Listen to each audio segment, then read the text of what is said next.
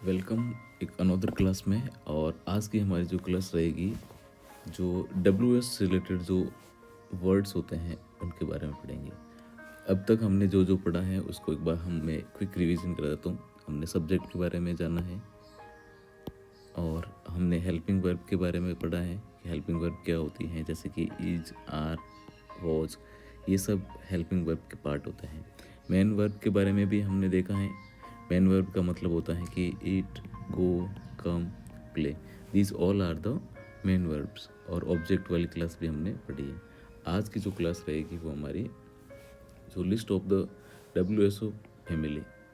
इसका मतलब ये हुआ कि जो स्टार्टिंग के अंदर इस वर्ड से जो शुरू होता है, जो क्वेश्चन वाला होता है, जिसको हम क्वेश्चन मार्क बोलते हैं। जैसे इसमें लिखा है कि most words start with WS but some don't, like how. तो ये भी सवाल पूछ सकते हैं और डिटेल्स में देखते हैं। आइए, इसके अंदर WS फैमिली के अंदर पहला वर्ड है आपका वॉट। वॉट का अर्थ है क्या या क्या चीज़। ओके, जैसे हम पूछते हैं ना व्हाट्स योर नेम। अब यहाँ पर ये इसका मतलब ये हुआ है इज है। Okay, what is your name. तो हम पूछते हैं व्हाट इज़ योर नेम। ये किस लिए यूज़ करता है? यूज्ड फॉर थिंग्स, किसी वस्तुओं के लिए। जैसे हम पूछते हैं कि आपके पास क्या है, इस बैग में क्या है, इस कमरे में क्या है, मोबाइल में क्या है। तो किसी चीज़ का पता लगाने के लिए अगर हम क्या से शुरू करते हैं, इंग्लिश में उसको हम व्हाट से शुरू करेंगे।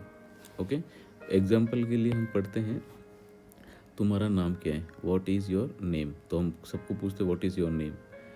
व्हाट आर यू डूइंग, तुम क्या कर रहे हो। तो इसके अंदर व्हाट सबसे पहले आया है और ये बताता है कि ये क्या कर रहे हैं। अब आपको मैं यहाँ पर एक चीज़ थोड़ा सा एक्सप्लेन करना चाहूँगा। जो क्वेश्चन वाले जो मार्क होते हैं, जैसे हम इंटरोगेटिव सेंटेंसेस बोलते हैं, तो उसमें हम जो टेंस आगे जब पढ़ेंगे तो उसमें जैसे ये होता है, अगर क्या स्टार्टिंग से आ रहे हैं, शुरू से, और सेंटेंस चल रहा है और लास्ट में ये है, तो इसका मतलब हमें आंसर भी यस नो में मिलेगा, यस या नो। जैसे क्या तुम आ रहे हो।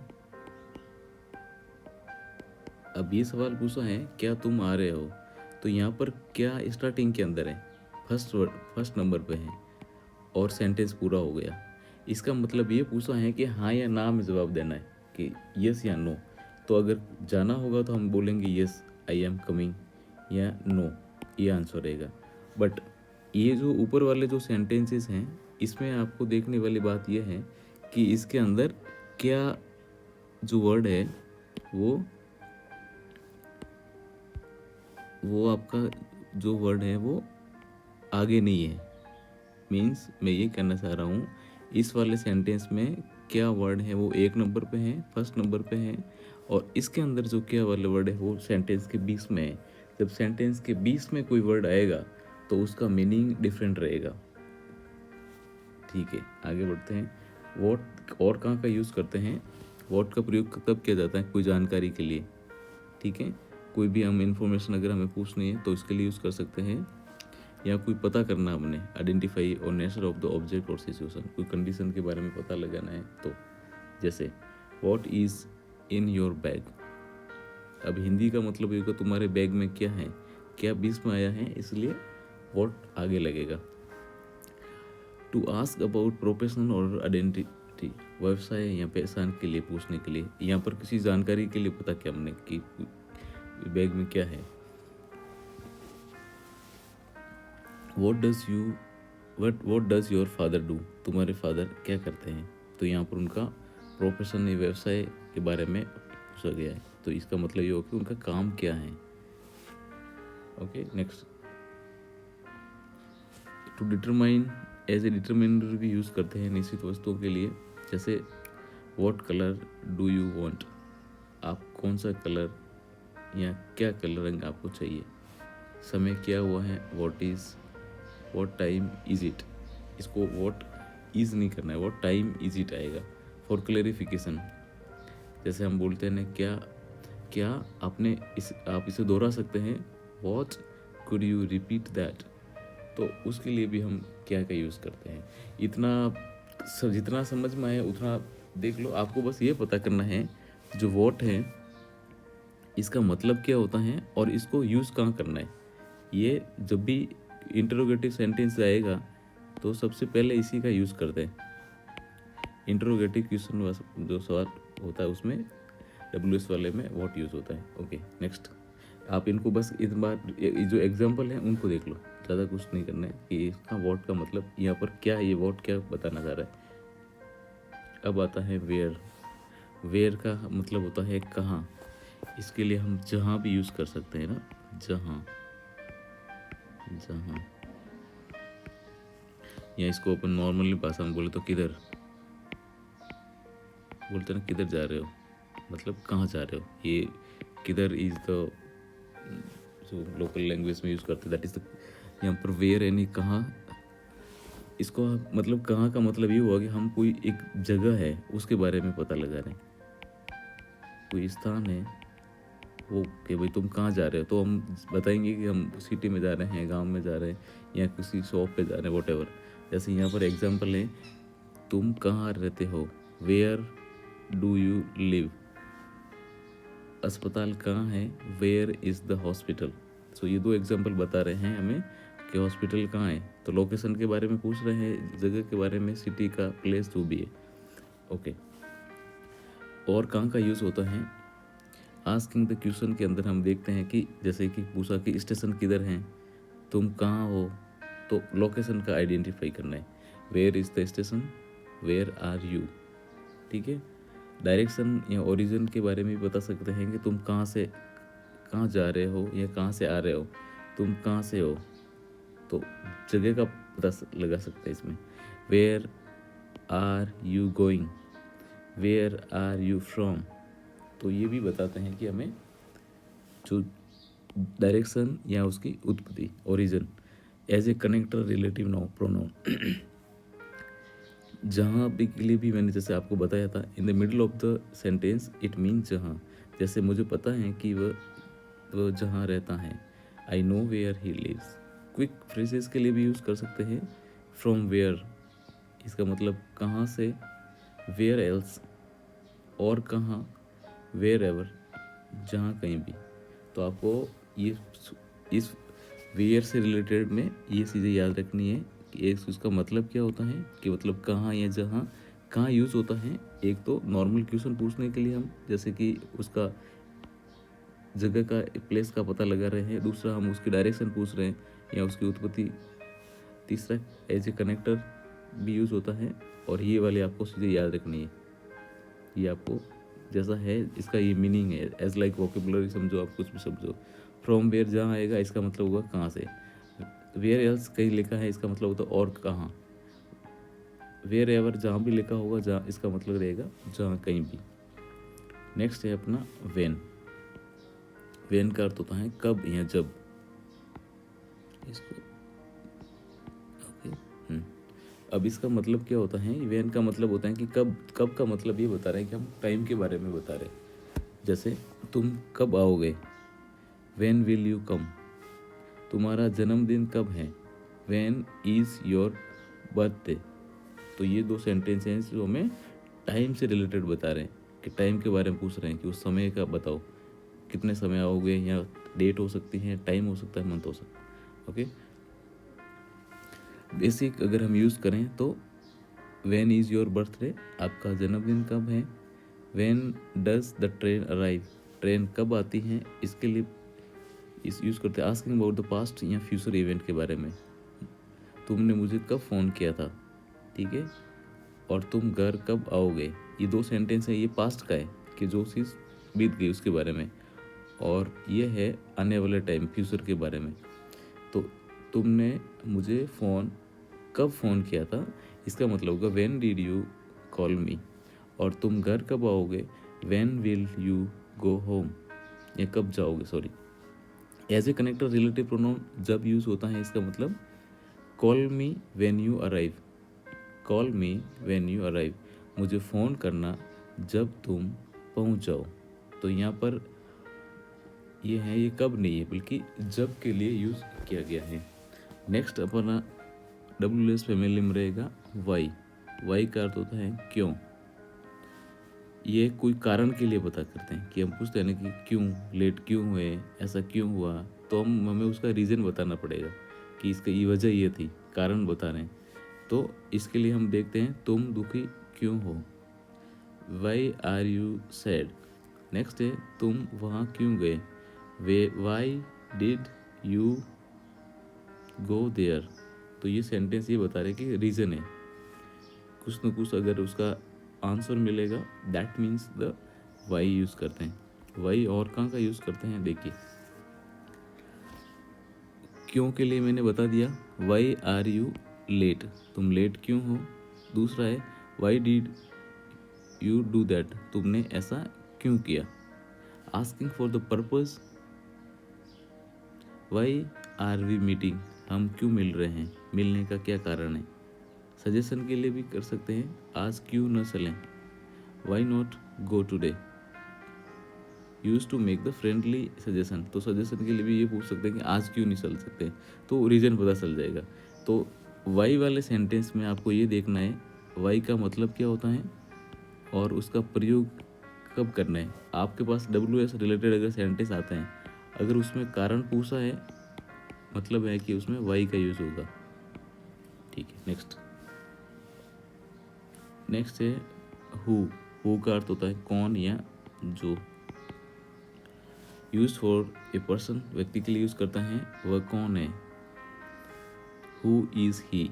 नेक्स्ट तुम्हें किसने फोन किया, who called you. Next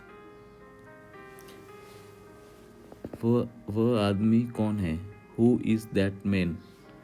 who called you, तुम्हें किसने फ़ोन किया। यहाँ पर किसने का प्रयोग कौन के रूप में भी हुआ है, मतलब ये है कि हु का मतलब होता है कि कौन है जिसने फ़ोन किया। Who is your best friend, तुम्हारा सबसे अच्छा दोस्त कौन है। एज ए कनेक्टर की बात करें, the boy who is wearing a red shirt is my brother.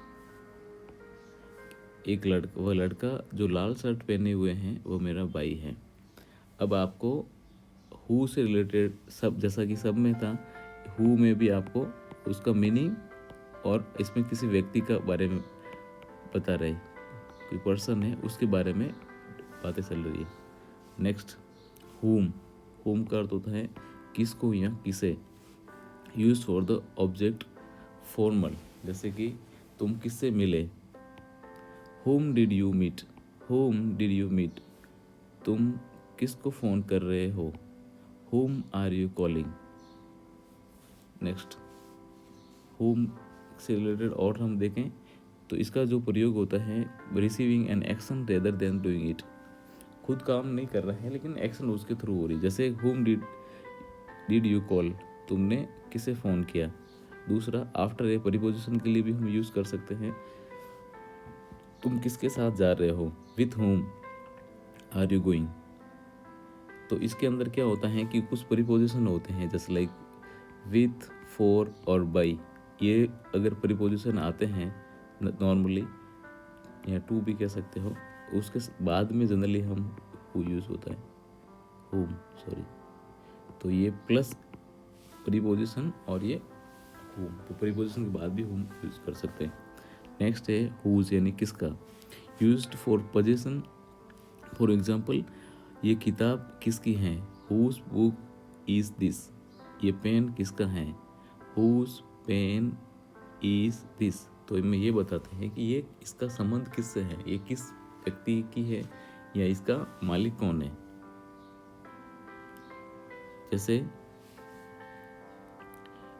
हम ये बोलते हैं कि किसका, जैसे ये बैग किसका है, ये बैग किसका है, whose bag is this. As a connector हम यूज करते हैं जिसका, ठीक है। जैसे I know a boy whose father is a pilot, मैं एक लड़के को जानता हूँ जिसके पिता पायलट है। नेक्स्ट विच, इसका मतलब है कौन सा। यूज्ड फॉर द चॉइस, अगर आप बताते हैं कि आपको एक चॉइस करनी है कि आपको ये पसंद है या वो पसंद है। बहुत सारे जो ऑप्शन होते हैं उसमें से एक ऑप्शन आपको सेलेक्ट करना है, that is the which. Now तुम्हें कौन सा रंग पसंद है, which colour do you like. कौन सा रास्ता सही है, विच रोड इज करेक्ट। विच का मतलब होता है बेसिक क्वेश्चन कौन सा पूछने के लिए कि तुम्हें कौन सा कलर पसंद है। एज ए कनेक्टर भी यूज़ कर सकते हैं, the car which I bought is red. वह कार जो मैंने खरीदी है वह लाल है।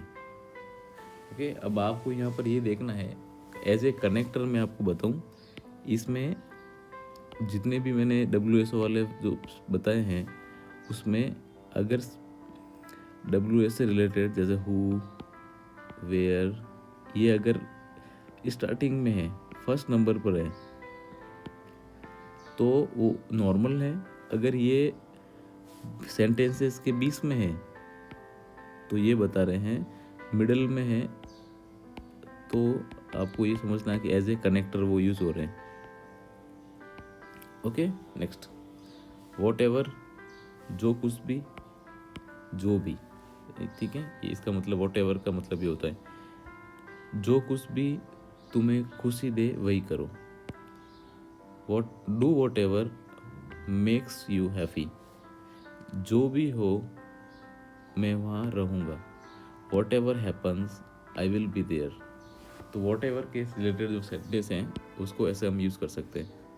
ओके, नेक्स्ट, वेन एवर का मतलब ये होता है call me when ever you free. जब भी तुम फ्री हो मुझे कॉल करना। एक और सेंटेंस, जब भी बारिश होती है छत टपकती है। Whenever it rains the roof leaks. Wherever use for refer to any place और पर्सन। तुम जहाँ कहीं भी चाहो बैठ सकते हो। Wherever he goes he makes friends. इसका मतलब ये हुआ, ये दो सेंटेंसेस हैं। इस सेंटेंसेस का मतलब ये है you can sit wherever you want. तुम जहाँ कहीं भी चाहो बैठ सकते हो। और इस सेंटेंस का मतलब ये है कि when ever he goes he makes friends. वह जहाँ भी जाता है दोस्त बना लेता है। ओके, नेक्स्ट, हु एवर, जो कोई भी या जो भी, used for refer to any person regardless of the who they are. जिस किसी ने ये गिलास तोड़ा है वह इसके पैसे देगा। जो whoever broke this glass will pay for it। जो कोई भी अब आना चाहता है उसका स्वागत है। whoever want to come is welcome। Okay, next is the which ever. तो विच एवर का मतलब ये होता है कि हम इसमें ये बताते हैं जो कोई सा भी या जो भी, जो कोई भी ड्रेस तुम्हें पसंद है हो उसे चुन लो। Shoes whichever dress you like. जो भी सस्ता हो उसे खरीद लो। By whichever is the cheaper या अफोर्डेबल। हाउ एवर का मतलब होता है जैसा भी, हालांकि या फिर भी। तो इसके अंदर देखिए, जैसे you can cook the egg how ever you like. तुम अंडा जैसे भी चाहो वैसे पका सकते हो। तो इसमें हाउ एवर का मतलब होता है कि जैसे भी, और हाउ एवर का मतलब होता है हालांकि या फिर भी। I am tired how ever I will finish the work. इसका मतलब ये हुआ कि भाई मैं थका हुआ हूँ फिर भी मैं काम पूरा करूँगा। अब चलते हैं हाउ। अब तक हमने पढ़ा WS से रिलेटेड उस फैमिली के बारे में, ठीक है, कि WS में कौन कौन आते हैं, उनका मीनिंग क्या है और उसको कैसे यूज़ करते हैं। हाउ का अर्थ होता है यूज्ड, मतलब कैसे, यूज्ड फॉर मैनर।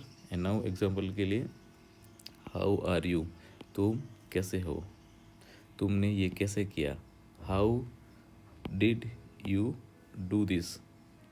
अब एक आता है हाउ मैनी। हाउ मैनी का अर्थ होता है कितने, ये मतलब जो काउंट कर सकते हैं, गिन सकते हैं। जैसे तुम्हारे पास कितने सेब हैं, how many apples do you have, मतलब हम जब काउंट कर सकते हैं जैसे 1 2 3 4 5 6, तो दिस इज़ द काउंटेबल, और इसको अपन हाउ मैनी में यूज़ करते हैं। Next how much, how much का अर्थ होता है जिसको हम काउंट नहीं कर सकते या अनकाउंटेबल। अब ये क्वेश्चन, ये जो एग्जांपल हैं ये थोड़ा सा इससे अनरिलेटेड हो सकता है, क्योंकि हम पैसे तो काउंट कर सकते हैं, लेकिन हाउ मच मनी मतलब ये हुआ कि जब मनी काउंट नहीं की जा सकती या अभी तो पॉसिबिलिटीज़ हैं कि सो दिस सेंटेंस में be not used for this one. Okay, uncountable में हम ऐसे कर सकते हैं, जैसे कुछ जो लिक्विड वगैरह होते हैं जैसे पानी है, इसको मिल्क है, ये नॉर्मली हम ऐसे तो लीटर में काउंट कर सकते हैं, लेकिन कितना दूध है कि एक जैसे स्पेशली कितना पानी है, तो उसको हम मेजरमेंट करना ऐसे थोड़ा डिफिकल्ट होता है, that is the uncountable. How old, कितनी उम्र, तुम्हारी उम्र क्या है। How old are you. How far का मतलब होता है कितनी दूर। हाउ ओल्ड में ओल्ड मतलब उम्र के बारे में पूछ रहे हैं, और यहाँ फार का मतलब होता है दूरी है, तो इसका मतलब होता है हाई फार, कितना दूर, तुम्हारी स्कूल कितनी दूर है। और नेक्स्ट रहेगा आपका हाउ लॉन्ग का अर्थ होता है कितना समय, how long time long it will take. Okay, तो ये थी हमारी आज की क्लास, और अभी तक हमने जो भी चीज़ें पढ़ी हैं आप उन सब का मीनिंग याद करें। जो भी नोटबुक है उसमें WS फैमिली के जितने भी वर्ड्स मैंने लिखे हैं, जैसे वॉट है, वेयर है, जो है सब ठीक है, इन सब का मीनिंग लिखना है।